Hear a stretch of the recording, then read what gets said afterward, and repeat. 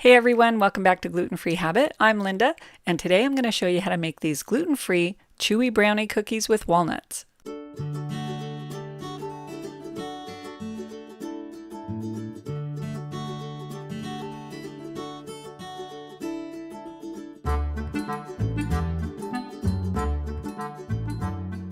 If you like brownies, I think you're going to like these cookies. They're a little bit chewy, they're super chocolatey.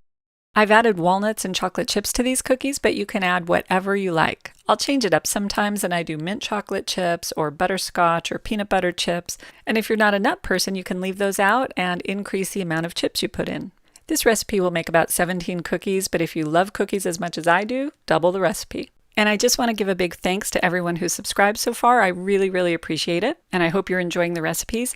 And if you haven't subscribed yet, I hope you'll take a second to do that. The full recipe for these cookies can be found right down below in the description box. And always make sure that your ingredients are gluten-free. Okay, here's your list.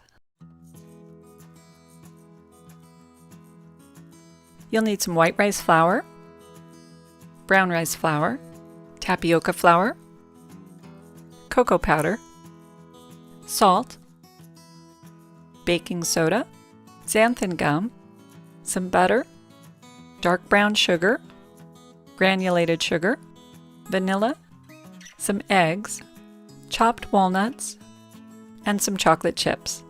You'll also need some parchment paper and a small scooper to form the cookies.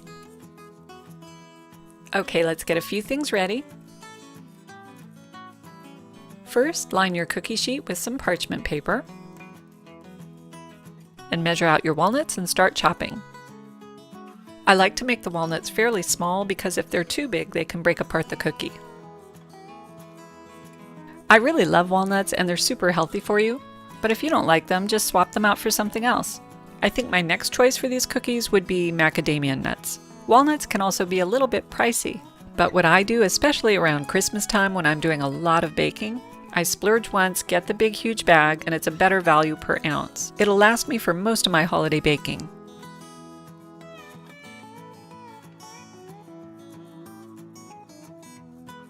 When you're done, just scoop them into a bowl and set them aside for later.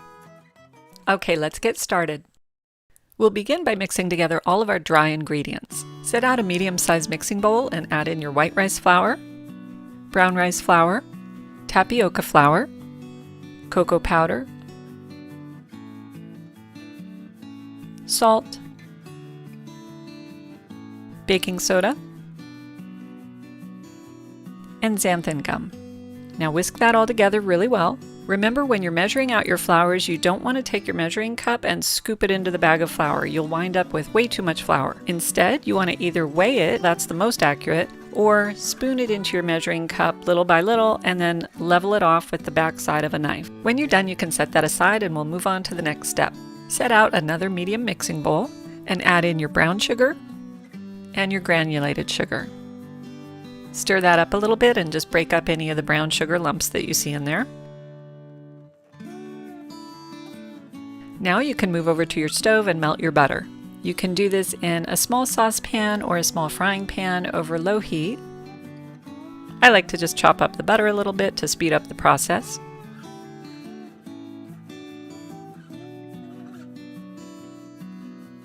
Then when it's melted, you can just take it over and pour it directly on top of your sugars.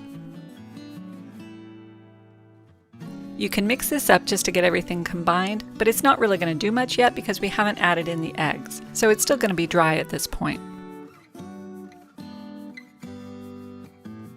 You'll notice that I have a higher amount of brown sugar than I do white sugar, and I'm doing that because the molasses in the brown sugar will add a little bit of moisture to the cookie, and it will also create a slightly chewy texture.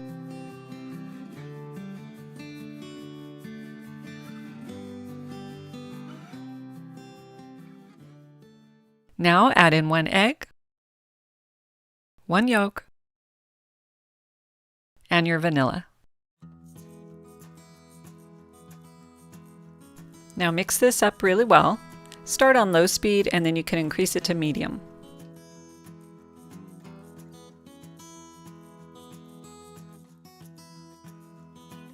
You'll know you're done mixing when the batter gets fluffier and lighter and it turns a lighter color brown.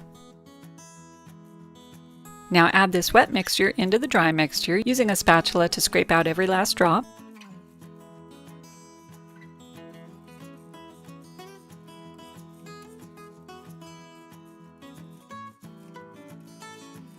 Mix again, starting on low speed. Then once all the dry is mixed in, you can turn it up to medium. You're going to notice that this is fairly thick dough. That's what's going to give it that nice chewy quality.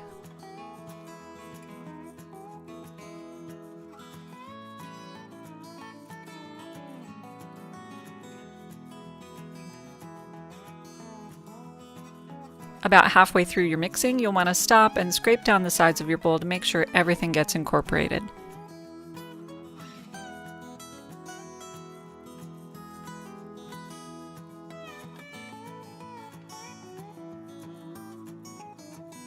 Now pour in your walnuts and your chocolate chips. Stir these in by hand. It's going to be a little bit tough, but that's good. It's a little mini workout for the arms. As I mentioned earlier in the video, these cookies are so great because you can really add in anything you want here. If peanut butter is your favorite, do peanut butter chips instead. Or one of my favorites is mint chips, or a different kind of nut, or whatever you like.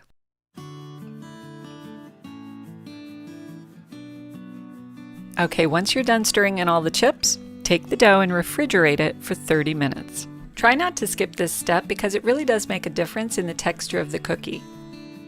Now while the cookies are in the refrigerator, preheat your oven to 350 degrees. Okay, let's scoop out our cookies. Set out the cookie dough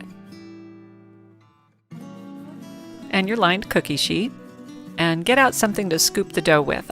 I like to use this small scooper with my cookies because it makes the cookies uniform in size. That way they all bake evenly. This prevents you from having those couple random cookies that are either overbaked or underbaked, so there's no wasting.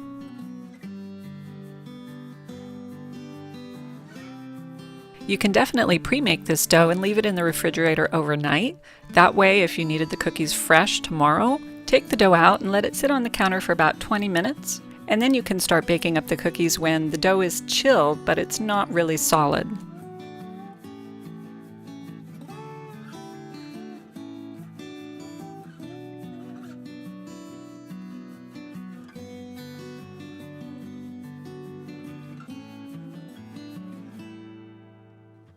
Now bake the cookies at 350 degrees for about 11 minutes. But every oven bakes differently, so just keep an eye on them.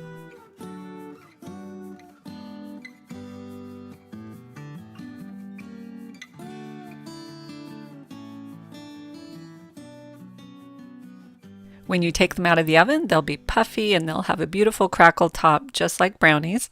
And they'll be really soft, so be careful with them as you transfer them over to the cooling rack. I like to transfer them right away to the cooling rack. If you leave them on the cookie pan, the problem is they'll continue to bake from the heat of the pan.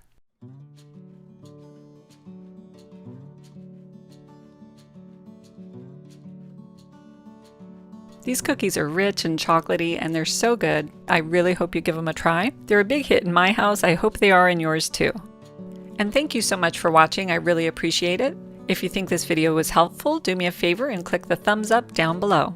And you know I always love hearing from you guys, so if you feel like it, leave me a comment. And don't forget to subscribe so you don't miss the next gluten-free habit recipe. And there you go, gluten-free chewy brownie cookies with walnuts. Thanks for watching. See you next time.